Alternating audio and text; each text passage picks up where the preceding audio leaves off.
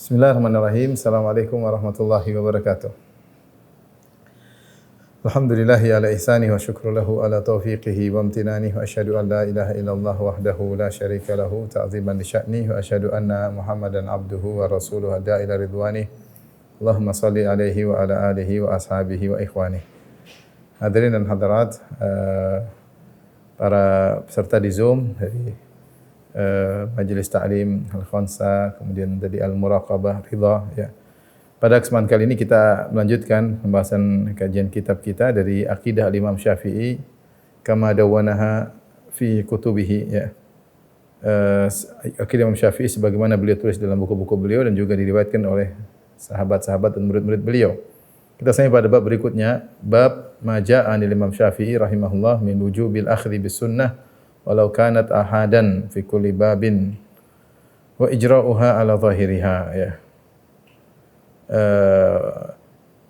Bab tentang perkataan-perkataan Imam Syafi'i tentang wajibnya mengambil sunnah Nabi sallallahu alaihi wasallam, mengamalkan sunnah-sunnah Nabi meskipun datang dalam riwayat ahad dalam setiap bab, seluruh bab, yaitu maksudnya bab akidah sebagaimana dalam bab fikih dan juga membawa maknanya pada zahirnya ya. Jadi pada kesempatan kali ini kita akan bahas satu permasalahan sangat penting yang tentang menerima hadis ahad, yaitu wajib menerima hadis ahad jika sahih ya. Secara umum kalau kita membagi hadis, saya bicara hasil hadis ya, macam-macam hadis ditinjau dari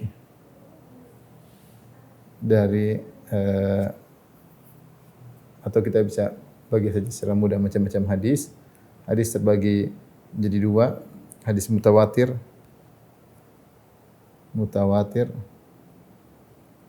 kemudian ada hadis ahad atau khabar wahid.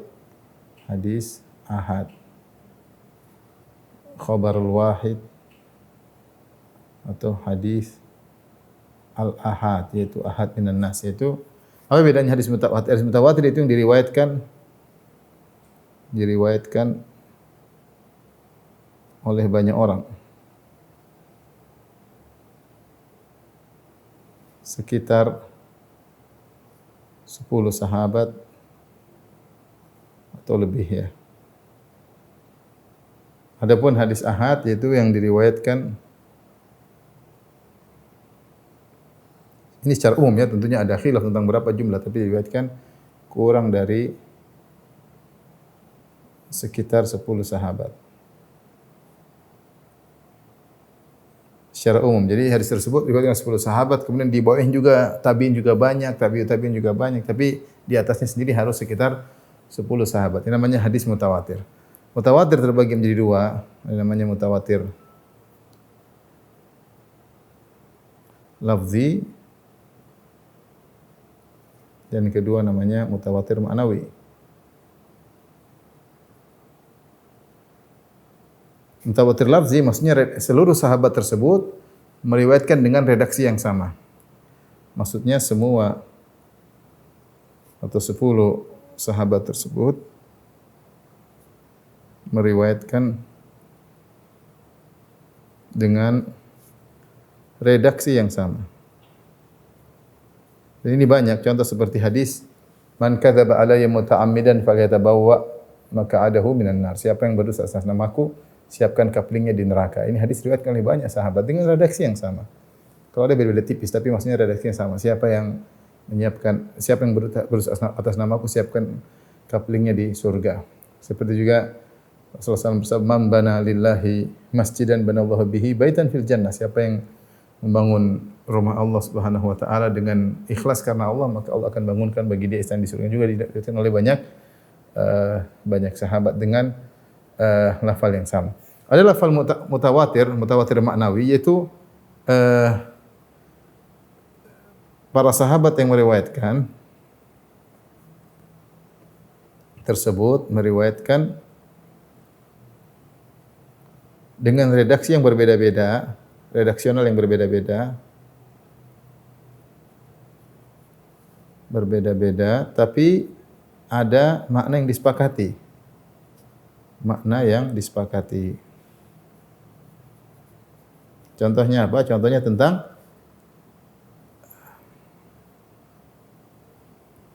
contoh hadis tentang azab kubur.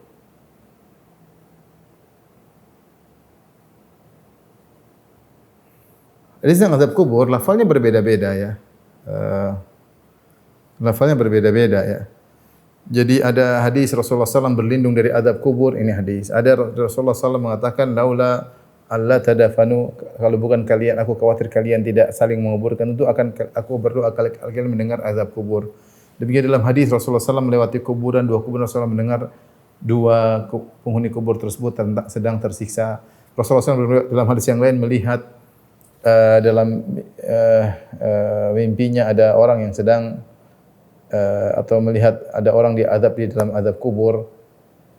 Jadi hadis-hadisnya lafalnya berbeda-beda. Kata Rasulullah SAW berdoa, menyuruh kita untuk berdoa berlindung dari azab kubur. Maka ini menunjukkan lafalnya berbeda-beda, tapi maknanya sama. Disebut hadis mutawatir ma'nawi. Hadis seperti ini tidak diragukan kesahihannya. Semua sepakat. Ini hadis ini sepakat akan kevalidasinya, tentang kesahihannya.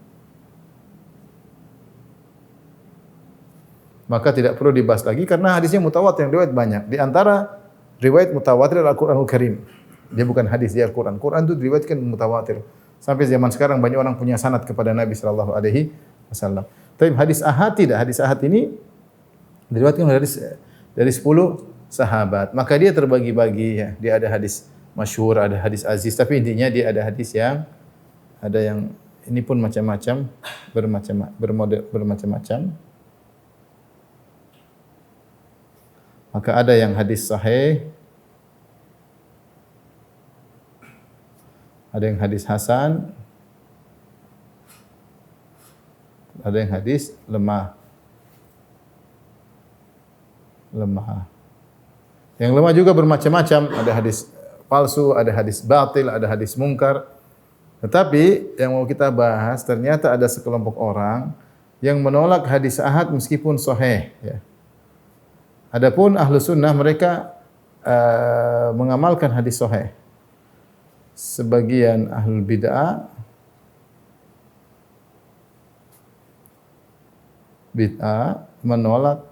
menolak hadis ahad yang sahih. Ini yang mau kita bahas. Yang sahih ya. Ini yang dikritiki oleh Imam Syafi'i rahimahullahu taala.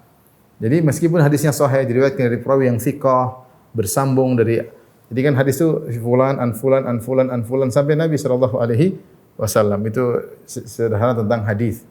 Jadi dari misalnya dari Imam Bukhari, dari gurunya dari gurunya, kemudian dari tabi'in, dari sahabat sampai dari Nabi sallallahu alaihi wasallam, ini semuanya thiqah terpercaya dan riwayatannya bersambung dan tentu ada syarat-syarat hadis sahih. Kalau sudah hadis sahih meskipun yang meriwayatkan satu orang dari atas sampai bawah seperti maka hadis tersebut diterima karena perawinya adalah thiqah. Ini menurut Ahlus Sunnah wal Jamaah. Namun belakangan muncul dari kalangan ahlul bidah yang menolak hadis ahad. Ada yang menolak pada sebagian masalah akidah mereka tolak hadis ahad, ada juga yang menolak masalah hukum bahkan jika terkait hadis ahad. Maka pokok pembahasan kita adalah inilah disebut dengan hadis ahad. Ini yang mau hadis ahad. Ini yang mau kita bahas, hadis ahad. Hadis ahad tadi jadi kita jelas, hadis ahad adalah hadis yang diriwayatkan oleh kurang dari 10 sahabat. Jadi Nabi meriwayatkan ternyata mungkin 2, 3, 4 sahabat. Beda kalau mutawatir 10 atau lebih, ada sahabat sampai sekian puluh ya. Kalau itu diterima, tapi kalau ini kata mereka kalau yang riwayatkan kurang dari 10 kami tidak terima. Ini yang mau kita bahas. Baik, kita bacakan bab ya tadi tentang Imam Syafi'i mewajibkan untuk memegang sunnah Nabi sallallahu alaihi wasallam, hadis-hadis Nabi meskipun hadis-hadis ahad ya, hadis-hadis ahad karena perintah oleh Allah Subhanahu wa taala, wa ma atakumur rasulu fakhudhu, apa yang Rasulullah bawa kepada kalian maka ambillah ya. Dan Allah telah memberikan kepada Rasulullah sallallahu al-hikmah ya. Utitul Quran wa mithlahu ma'ahu, kata Nabi sallallahu alaihi wasallam, aku diberikan Al-Qur'an dan aku diberikan yang semisalnya. Semisalnya itu ya, maksudnya hadis-hadis Nabi sallallahu alaihi wasallam. Ya. Wadhkurna ma yutla fi buyutikunna min ayatillahi wal hikmah. Kata Allah, wahai istri-istri Nabi, ingatlah yang dibacakan di rumah-rumah kalian berupa Al-Qur'an dan Al-Hikmah. Kata para ulama, Al-Hikmah maksudnya sunnah. Sunnah-sunnah Nabi sallallahu alaihi wasallam. Jadi hujjah primer dalam kita beragama Al-Qur'an dan sunnah, dan sunnah tersebut yang penting hadisnya sahih. Tidak peduli apakah mutawatir ataukah hadis ahad. Kalau yang meriwayatkan kurang dari 10 tetap kita terima karena hadisnya hadis sahih. Ini kita ingin menjelaskan tentang makna dari pembahasan kita. Baik, kita lanjutkan.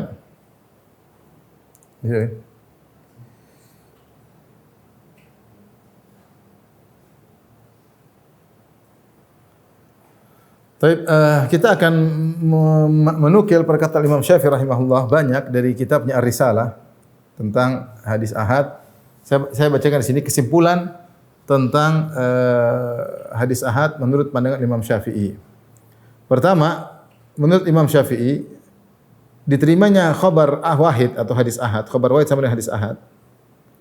Ini perkara ijma, ya. Disebutkan oleh Al-Imam Syafi'i dalam Risalah halaman 457, ya. Demikian juga dalam halaman 453, ya. Beliau berkata dalam kitabnya Ar-Risalah, Risalah salah satu kitab karya Imam Syafi'i, yang itu kitab yang agung, kitab spektakuler. Dia adalah landasan dalam ilmu usul fikih dan juga landasan dalam ilmu hadis. Jadi kitab Risalah ini termasuk apa ya?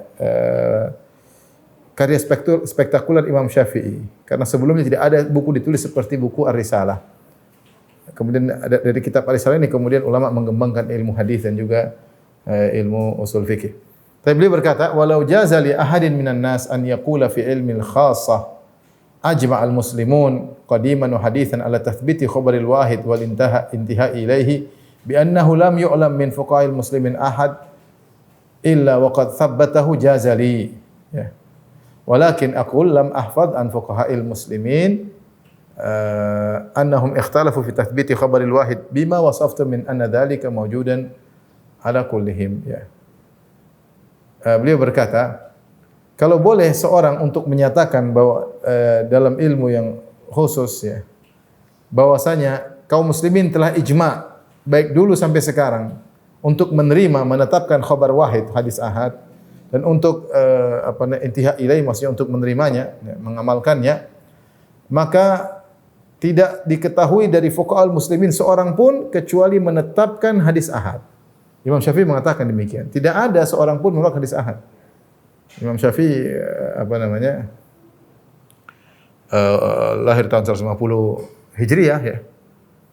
Kemudian beliau mengatakan bahwasanya tidak diketahui ada seorang pun dari fuqaha Islam dari dulu sampai sekarang menolak hadis ahad.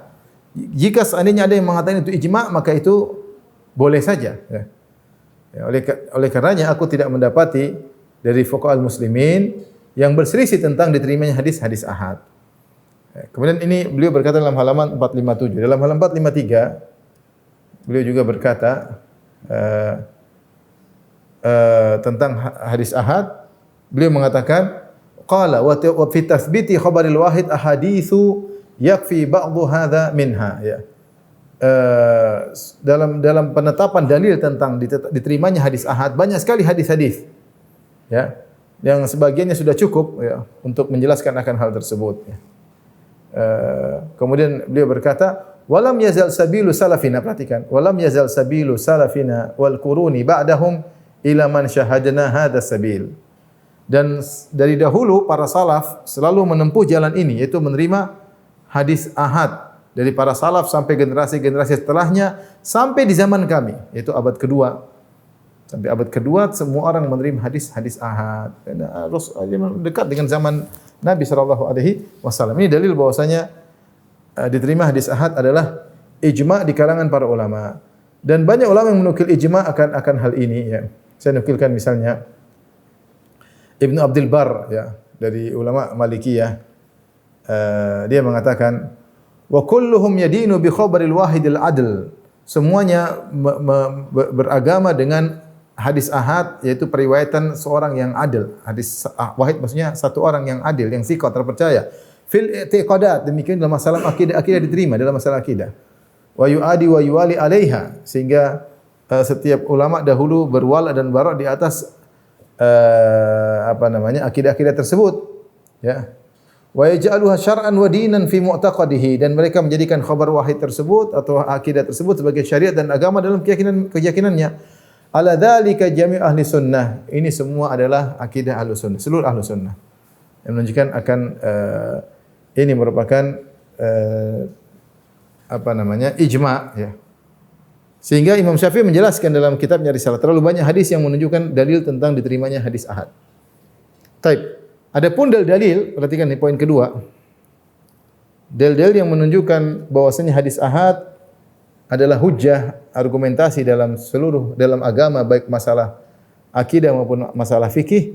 Dalilnya terlalu banyak, beliau sampai sebutkan puluhan dalil. Dalam risalah dalam bab al-hujjah fi tathbiti khabaril wahid.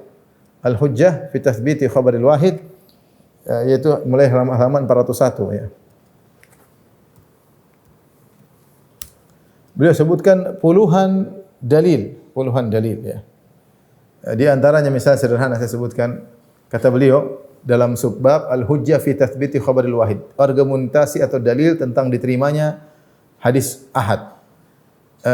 Beliau mengatakan qala Syafi'i fa in qala qa'il, Imam Syafi'i berkata, jika ada yang bertanya uzkuril hujjata fi tathbiti khabaril wahid bin nasi khabarin aw dalalatin fihi aw ijma', tolong sebutkan tentang argumentasi diterimanya hadis ahad dengan dalil ataupun dalalah atau ijma'.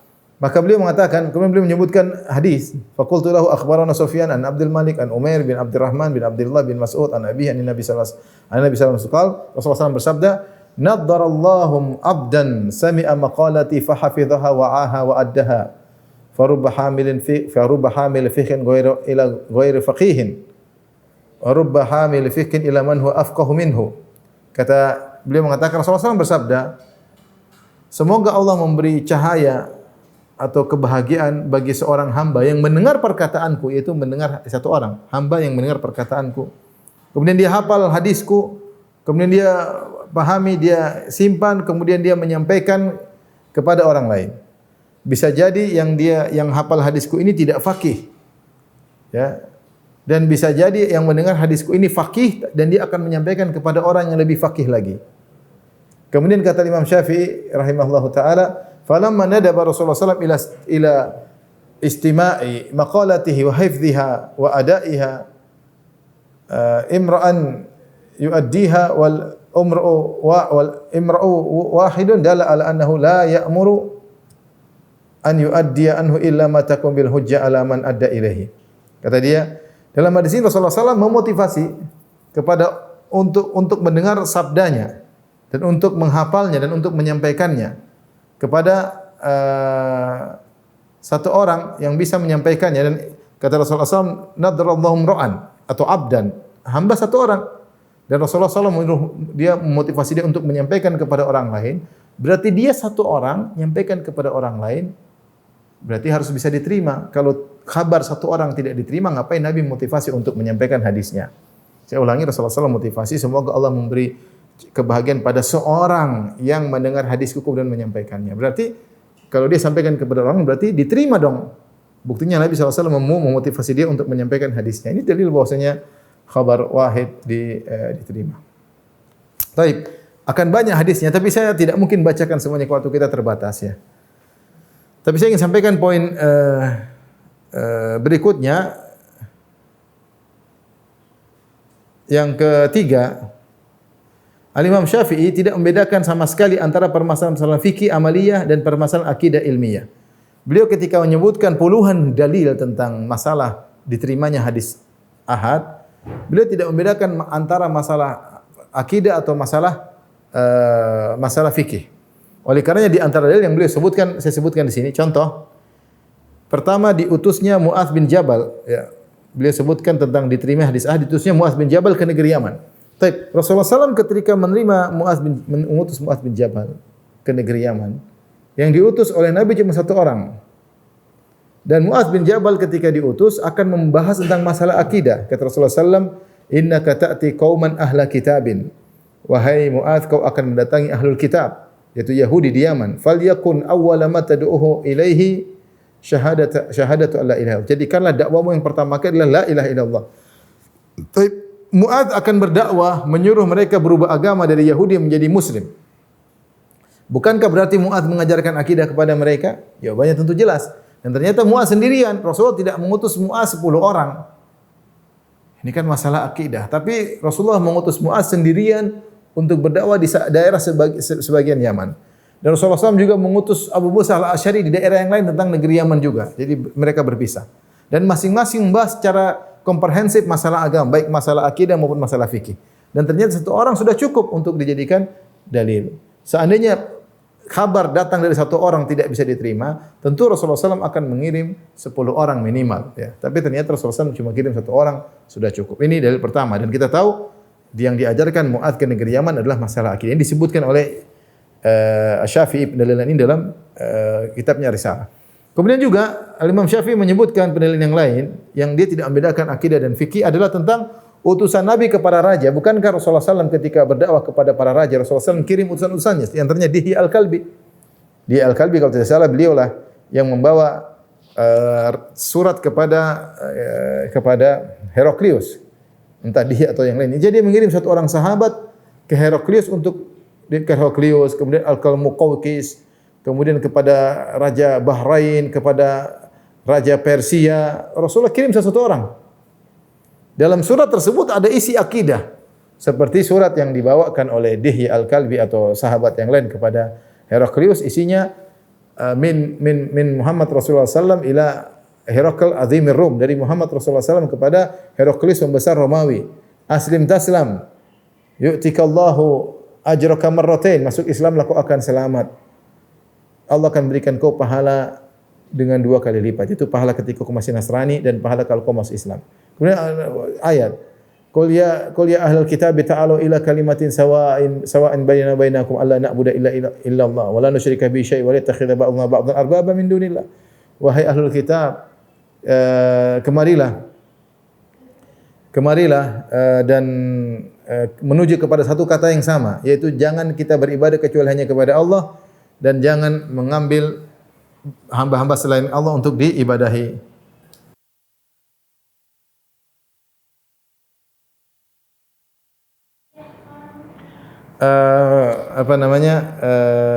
Jangan berbuat kesyirikan, Kemudian Rasulullah berkata, fa in tawallait fa innama 'alaika itsmul arisin. Kalau kau Heraklius, kau tidak mau masuk Islam, maka kau akan menanggung dosa-dosa seluruh rakyatmu. Dan ini akidah. Ternyata yang menyampaikan dari Nabi cuma satu orang, Dihya al-Kalbi atau sahabat lainnya. Kalau memang kabar dari satu orang tidak diterima tentang akidah, tentu Rasulullah harus ngutus 10 orang. Ternyata satu orang sudah cukup. Ya. Demikian juga contoh masalah fikih yang besar, Imam Syafi'i sebutkan perubahan kiblat di antara dalil beliau sebutkan. Ketika terjadi perubahan kiblat, pertama kali Nabi SAW masih di Madinah.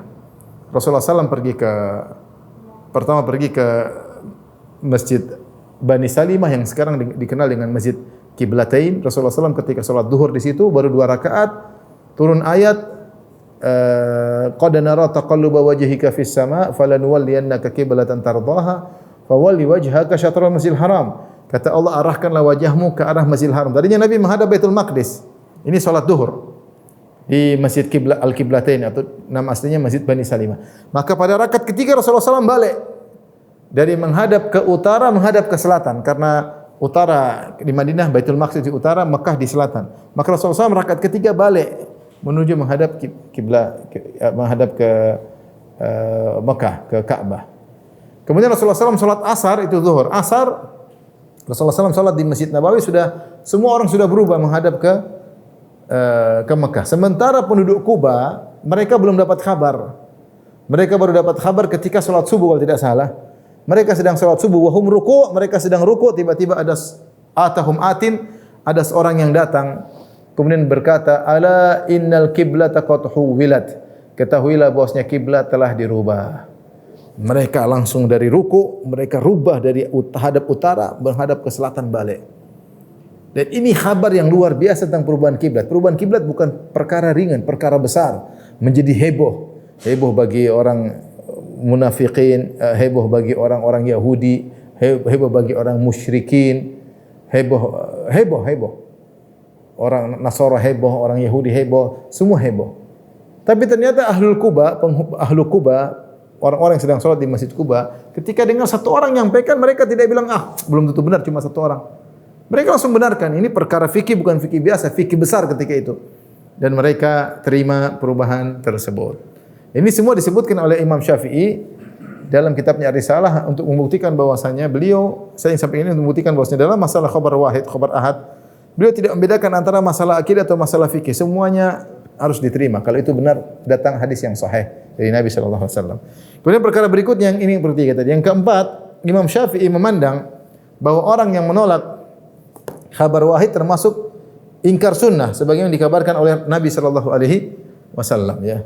Lihat halaman 403 ya. Jadi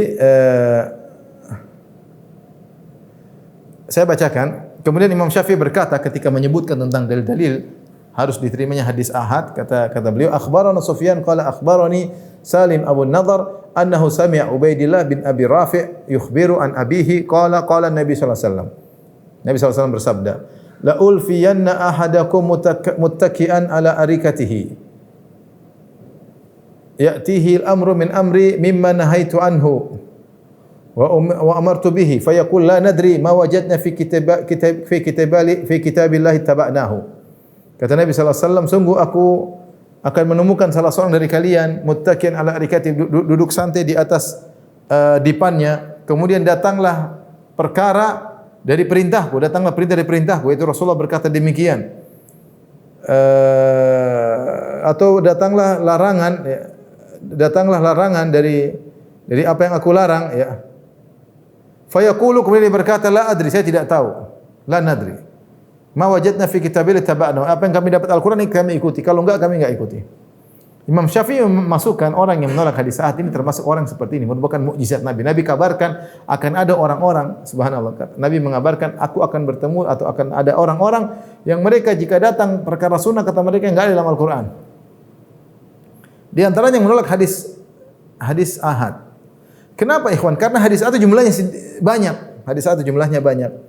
Makanya ada perkataan indah dari Ibnu Hibban, Al-Busti, Imam Abu Hatim Ibnu Hibban yang wafat pada tahun 354 Hijriah dalam kitabnya Sahih Ibnu Hibban yang disusun dalam Ihsan fi Taqrib Sahih Ibnu Hibban. Beliau berkata dalam muqaddimah sahihnya, beliau berkata, "Wa ammal akhbaru fa innaha kulluha akhbar ahad." Sungguhnya khabar-khabar riwayat-riwayat dari Nabi seluruhnya adalah khabar-khabar ahad. Maksudnya khabar mutawatir sedikit. Kalau kita mau klasifikasikan hadis Nabi, maka hadis mutawatir cuma sekitar mungkin 5%. Sisanya semua hadis ahad. Hadis ahad. Nah, kalau orang menolak hadis ahad, seakan-akan dia menolak hadis Nabi. Seakan-akan dia menolak hadis Nabi karena dia hanya menerima 5%, 95% dia tolak. Ya. Maka dia mengatakan, sehingga dia berkata, wa anna man tanakkaba an qabuli akhbaril ahad faqad amida ila tarkis sunani kulliha. Dan siapa yang sengaja untuk menolak khabar-khabar ahad, maka dia telah sengaja untuk menolak seluruh hadis-hadis Nabi. Li ajami wujudi sunan illa min riwayatil ahad, karena tidak ada sunnah-sunnah Nabi kecuali dari hadis ahad. Ya, artinya dia bicara secara mayoritas. Jadi ternyata orang yang menolak khabar ahad ini pada hakikatnya adalah menolak hadis-hadis Nabi sallallahu alaihi wasallam. Tapi ini penjelasan Imam Syafi'i dalam kitabnya Ar-Risalah, saya ringkaskan. Berikutnya kita akan sebutkan tentang kelompok-kelompok yang menolak hadis ahad mana saja. Tapi ini kelompok-kelompok yang pertama kali menolak khabar ahad. Ada yang menyebutkan bahwasanya yang pertama menolak khabar ahad adalah kaum Mu'tazilah ya. Kaum Mu'tazilah. Karena hadis ahad diterima oleh Ahlus Sunnah. Sebagaimana kita sebutkan tadi perkataan Imam Syafi'i ijma', demikian juga perkataan ulama yang lain. Jadi yang pertama menolak adalah Mu'tazilah. Dan di antara yang terkenal adalah yang pertama kali dikenal mempersyaratkan hadis baru diterima sahih kalau diriwayatkan oleh jumlah tertentu adalah seorang bernama Ibrahim bin Ismail bin Ulayyah. Dan dia wafat pada tahun 218 Hijriyah. Dia ini orang Jahmiyah. Kata Zahabi, Jahmiyun halik. Kana yunadhiru fi khalqil Quran. Dia adalah seorang Jahmi, lebih parah daripada Mu'tazilah. Yang parah ya, yang dia mendebat untuk membela Al-Quran adalah makhluk. Dia membela Al-Quran itu makhluk. Dia punya keyakinan Al-Quran itu makhluk. Dia yang pertama kali menolak khabar ahad. Kemudian diikuti oleh Mu'tazilah. Taib. Maka saya membagi yang menolak khabar wahid ada dua. Yang pertama yang menolak khabar wahid atau khabar ahad baik terkait akidah maupun fikih. Itu dia tolak secara keseluruhan, fikih maupun akidah, kecuali memenuhi persyaratan.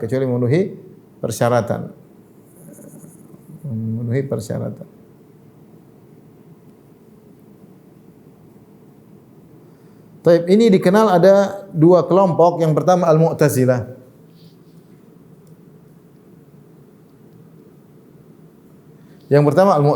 Ya. Mu'tazilah terlalu banyak riwayat yang menunjukkan bahwasanya mereka menolak hadis-hadis ahad seperti perkataan ulama-ulama mereka. Bahkan di antara mereka seperti An-Nadham pun bahkan menolak hadis mutawatir. Memang hadis mutawatir pun bisa mungkin ada kedustaan ya.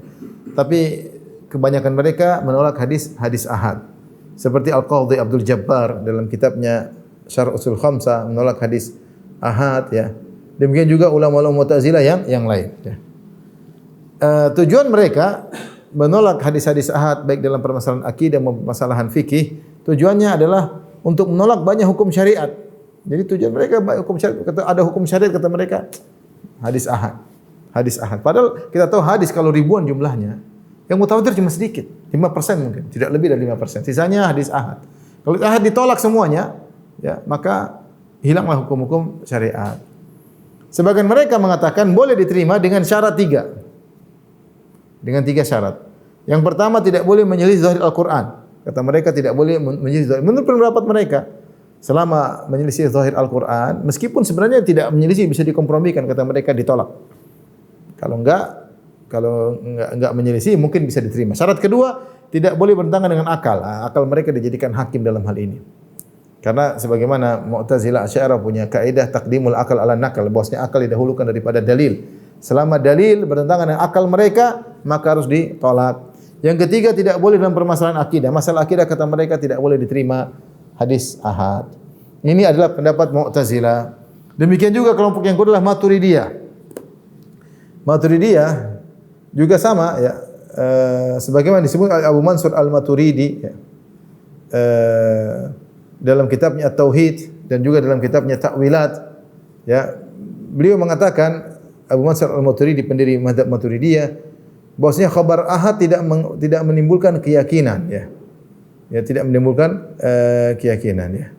Kemudian beliau juga berkata bahwasanya tidak boleh dibangun akidah di atas khabar ahad. Kata dia, la tubnal aqaid ala akhbaril ahad li'annaha la tujibul ilma yaqinan. Tidak boleh dibangun akidah di atas khabar ahad karena khabar ahad tidak menimbulkan keyakinan. Kata mereka yang meriwayatkan cuma 1, 2, 3 tidak yakin. Kalau 10 baru kita yakin dari Nabi sallallahu alaihi wasallam ya. Bahkan mereka bukan cuma masalah akidah saja, masalah fikih juga harus mereka sesuaikan dengan usul mereka. Contoh, mereka menolak tentang bahwasanya menyentuh zakar bisa membatalkan wudu. Tapi lihat cara penolakan mereka.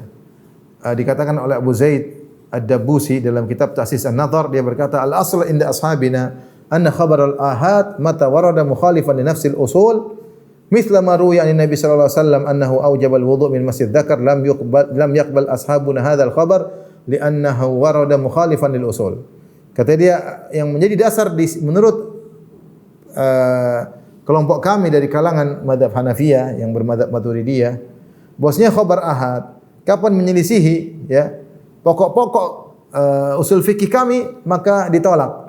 Seperti diriwayatkan dari Nabi mewajibkan tentang wajib untuk berwudu karena menyentuh kemaluan, maka ini tidak diterima oleh ulama kami karena itu menyelisihi usul kami, usul fikih kami ya. Jadi sebenarnya mereka juga mempersyaratkan kalau fikih juga kalau menyelisih usul yang mereka sudah tetapkan harus ditolak. Ini juga ada isyarat bahwasanya mereka tidak hanya menolak khabar ahad dalam masalah akidah, mereka juga menolak khabar ahad dalam masalah fikih meskipun tidak banyak. Kapan? Ketika menyelisihi usul mereka. Taib, ini yang jadi problem masalahnya. Ini diikuti oleh apa namanya? liberal, kaum liberalis,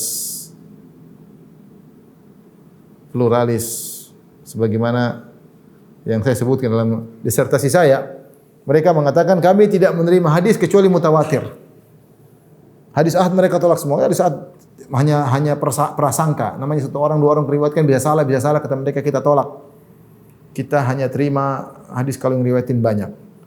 Dan kita tahu hadis mutawatir cuma sekitar 5%. Itu pun kata mereka yang mutawatir pun harus kita tafsirkan sesuai dengan kemaslahatan kita. Ya sudah.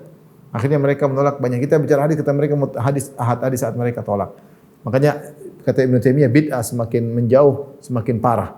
Kalau bid'ahnya Mu'tazilah, Maturidiyah sudah salah, bid'ahnya liberalis dan pluralis lebih parah lagi. Mereka menolak secara mutlak hadis ahad, hadis mutawatir pun mereka harus tafsir sesuai dengan kemaslahatan yang mereka kehendaki. Ini semakin parah. Taib. Adapun Asy'ariyah, maka mereka menolak khabar wahid dalam masalah akidah.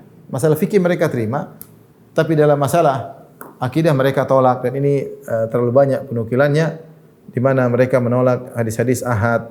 Contohnya Abul Ma'ali Al-Juwaini, ya, tokoh Asy'ariyah, dalam kitabnya Al-Irsyad ila Qawatil Adillah halaman 181, dia berkata, "Ammal ahadits allati tamassakuna biha fa ahadun la tufdhi ila al-ilm." Ketika dia membantah misalnya Ahlus Sunnah, dia mengatakan hadis-hadis yang dijadikan dalil tentang masalah akidah adalah hadis ahad, tidak bisa memberikan faedah ilmu, ya, maka dia tolak.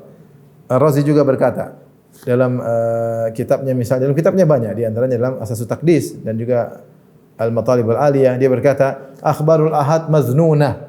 Hadis-hadis ahad semuanya prasangka, tidak bisa dipastikan. Falam yujiz tamassuku biha fi ma'rifatillah wa sifati. Maka tidak boleh dijadikan dalil dalam mengenal Allah dan juga sifat-sifat Allah Subhanahu wa taala. Demikian At-Taftazani dan juga ulama-ulama banyak, ya. Dan ini semua menyelisihi akidah Ahlussunnah wal Jamaah. Ya. Taib. Inilah kelompok-kelompok sikap mereka terkait dengan khabar ahad. Kata mereka untuk masalah, ada yang mengatakan ditolak semuanya, ya, seperti liberalis, ada yang menolak akidah dan menolak fikih, tapi kalau jika tidak memenuhi persyaratan, ada yang menolak akidah saja seperti Asy'ariyah. Kata mereka, kenapa kita menolak? Karena akidah adalah perkara keyakinan, tidak mungkin dibangun di atas dalil yang masih persangkaan. Namanya dalil diriwayat satu orang, dua orang, maka masih persangkaan. Maka tidak bisa kita bangun masalah akidah di atasnya. Tapi bagaimana bantahan terhadap mereka? Bantahan.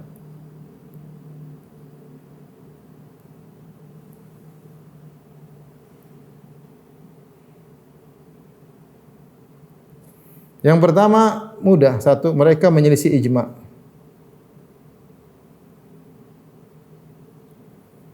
Ijma tadi yang menyampaikan banyak. Yang menyampaikan siapa? Imam Syafi'i, Ibnu Abdul Bar, dan banyak, ya. Di antara juga Al-Khatib Al-Baghdadi misalnya. Beliau berkata, "Alal amali bi khabaril wahid kana kafatu tabi'in wa ba'dahum min al-fuqaha al-khalifin fi sa'ir amsaril muslimin ila waqtina hadha." Kata beliau, mengamalkan khabar wahid adalah pendapat seluruh tabi'in dan setelah mereka dari para fuqaha yang datang belakangan di seluruh negeri-negeri kaum muslimin sampai hari ini, kata Al-Khatib Al-Baghdadi. Walam yablugna an ahadin minhum inkaru dzalik, dan tidak kami dengar seorang pun ahli fikih menolak hadis ahad, wala i'tiradan alaihi, ya, dan tidak ada yang mengkritik, ya. Sebagaimana disebutkan oleh beliau dalam kitabnya Al-Kifayah fi Ilmu Riwayah. Baik, demikian juga tadi disampaikan oleh Ibnu Taimiyah, ya, Ibnu Qayyim, Al-Khatib Al-Baghdadi,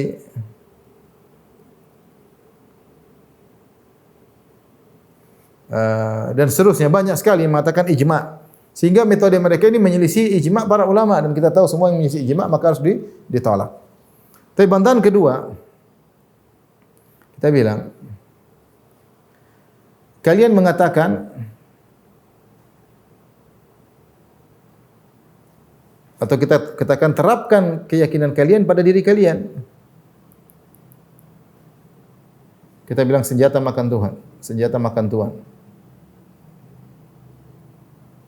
Itu terapkan kaidah kalian pada kaidah kalian pada keyakinan kalian sendiri.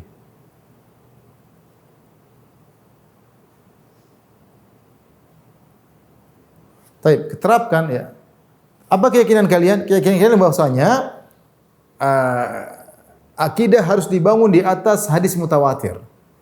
Bahwasanya khabar ahad tidak bisa dibangun masalah akidah di atas hadis ahad. Kita bilang bukankah itu suatu akidah? Keyakinan kalian bahwasanya khabar ahad tidak bisa bangun akidah, itu kan akidah? Mana dalil akan akidah kalian tersebut? Hadis mutawatir. Gampangannya, mana hadis mutawatir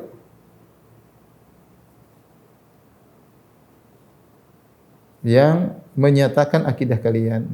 Tentu tidak ada.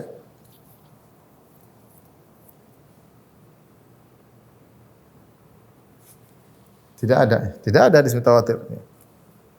Baik, di antaranya subhanallah ada bantahan terhadap sebagian, ada sekelompok orang yang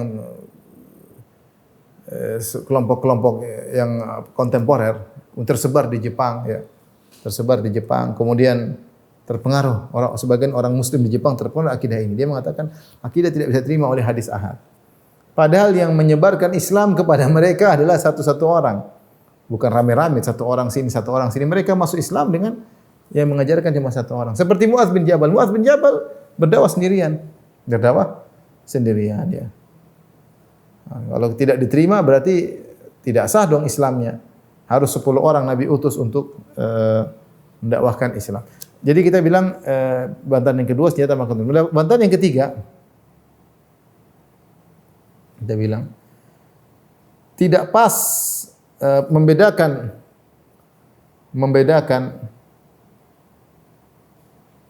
masalah fikih dan akidah perihal hadis ahad, maka tidak tepat. Adalah tidak tepat. Artinya mereka mengatakan sebagian mereka kalau masalah fikih kita boleh pakai hadis ahad, adapun masalah akidah tidak boleh pakai hadis ahad. Kenapa tidak tepat? Karena perhatikan. Setiap amal fikih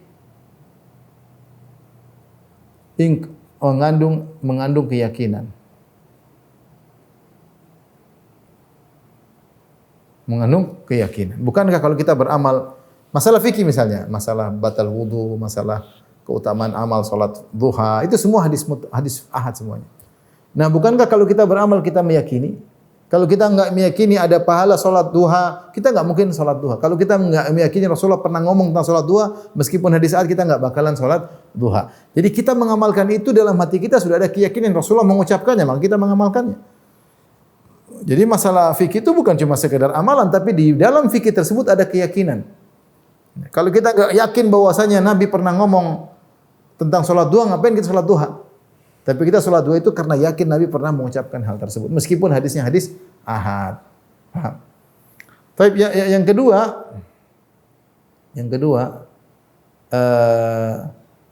terkait dengan hadis fikih namun mengandung akidah. Ini juga gimana cara menghadapinya? Mengandung akidah.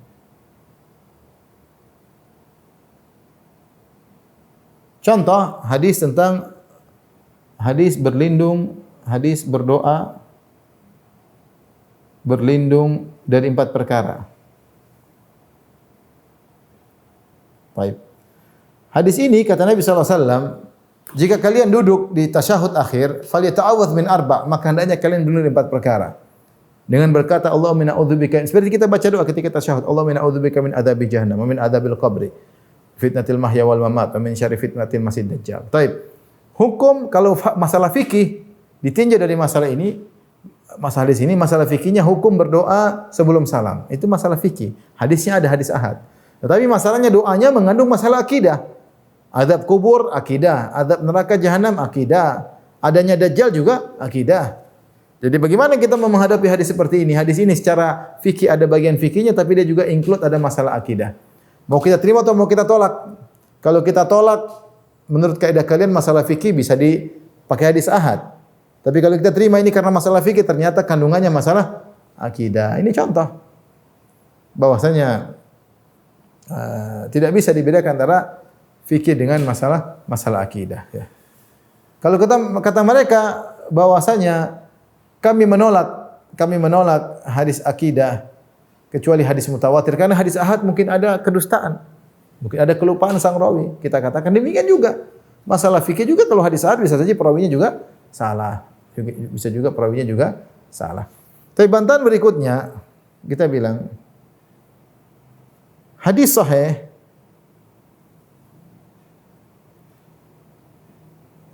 itu yang menilai adalah pakar, adalah ahlinya. Sehingga bisa dipertanggungjawabkan validasinya.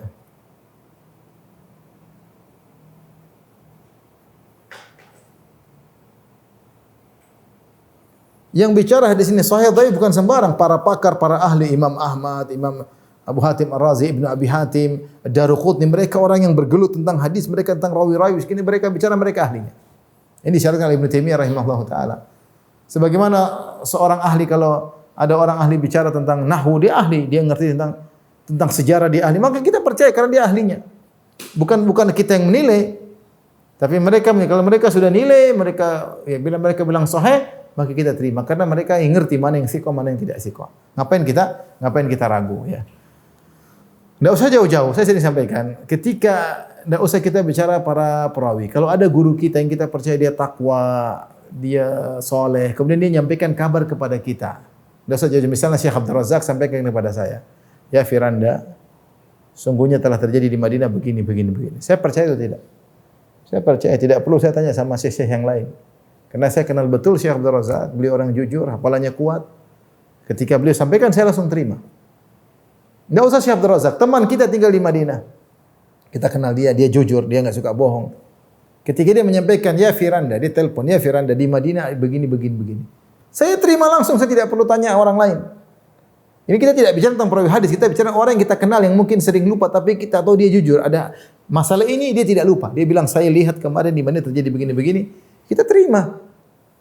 Apalagi kalau kita bicara tentang para perawi hadis yang dikatakan thiqah, itu pasti orang soleh, hafalannya kuat, bertakwa, tidak mungkin bohong. Oleh karenanya, yang benar bahwasanya kalau sudah datang hadis, kita terima meskipun hadis ahad. Jika sudah datang kita terima, jika tidak, maka banyak hadis-hadis yang bisa kita tolak, banyak akidah yang kita buang, banyak hukum fikih yang bisa buang. Sehingga lihat banyak